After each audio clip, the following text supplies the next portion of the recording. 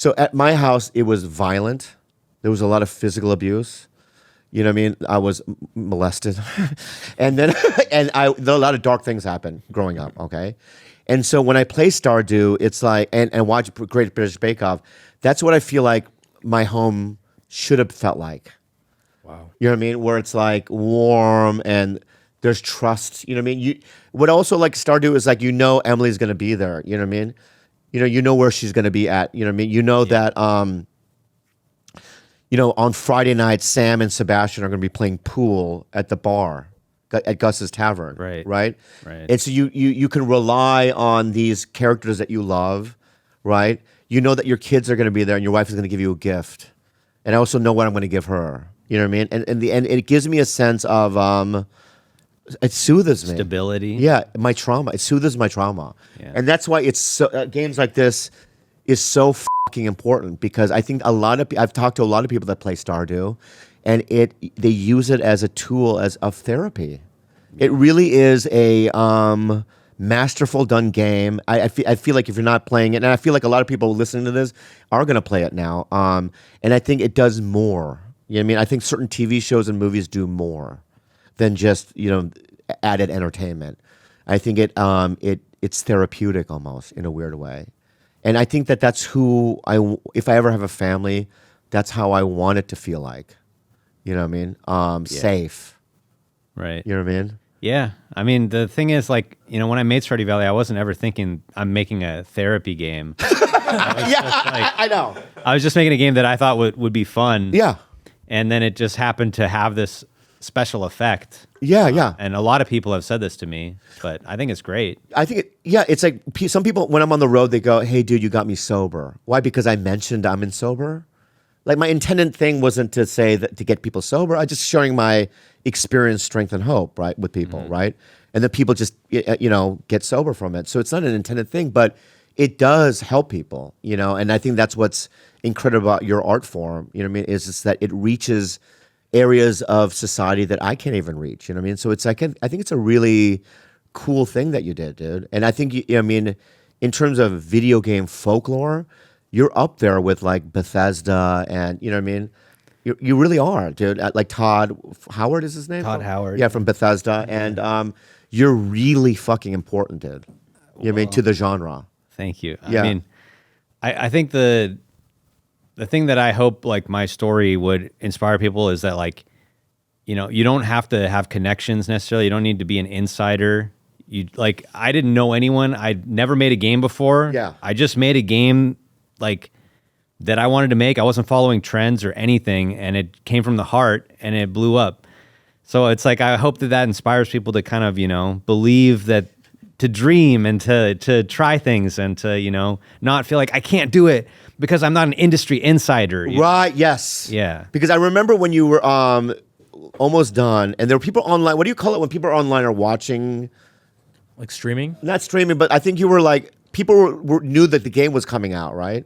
Okay. You had people online knowing about the game, right? Yeah. What do you call that? Like followers? Yeah, like followers, and people are like, and supporters already. Yeah. Because you would throw out like little examples out there, or no? Is that what happened, or no? I had a website with like blog updates. Blog updates, Dev right? updates, yeah. And people were excited watching it because it's also very like the way it's the format of it is very cute and endearing, service level. But I always say to people, I go, you never live in the results, okay, and you just do.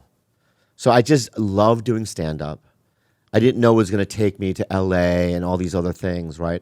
It just happened to, but it's like you got to walk through the fear of it and commit to it, because it's like you spent 4 years locked in a fucking bedroom or whatever, an office, and you just did it because of the love of it, right?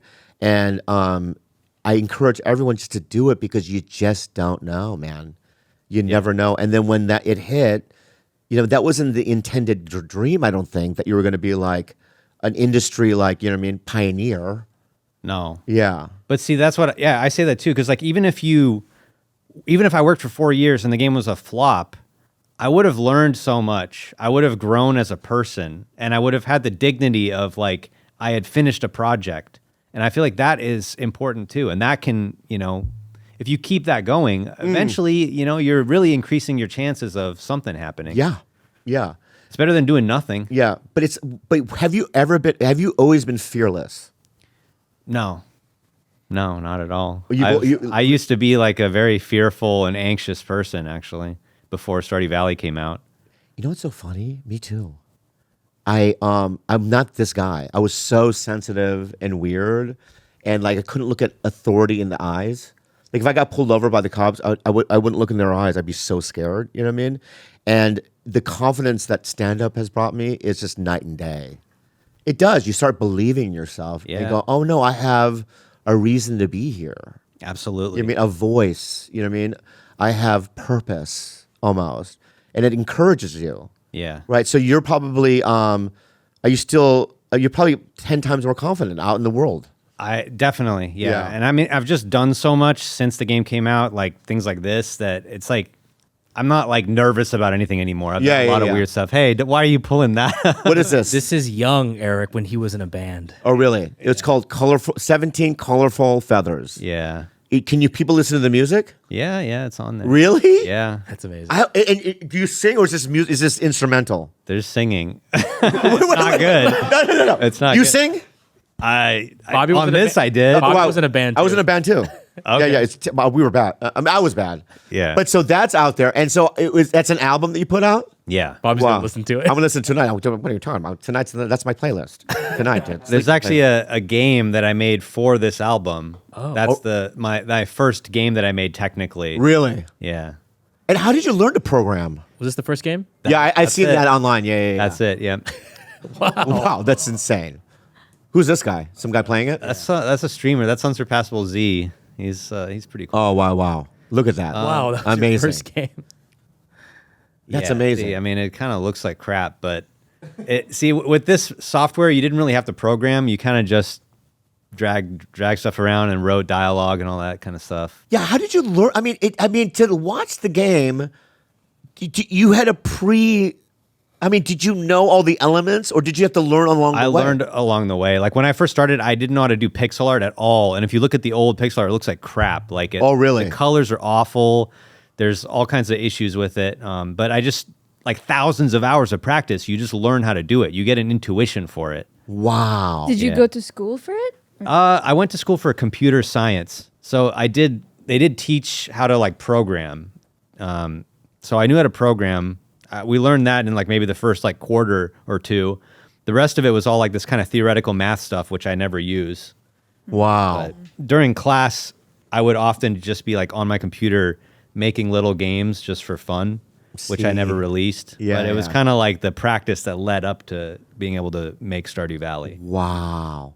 Because there's a lot of games that copy your game. Yeah. You know what I mean? Like Stardew which Valley ones? version on space or whatever. You know what I mean? Right. And all these, you know what I mean? Do you like that? Because there's a genre of games now. I think they're called cozy games. That's what people call it. And I never call it. You don't like that? I never use that term. Comfy or cozy? That's what they say. Yeah, they call it that. Yeah. I might say the game has it has cozy atmosphere to it sometimes. Yeah. But I just think the whole like this idea that there's a genre called cozy games and my game is one of those.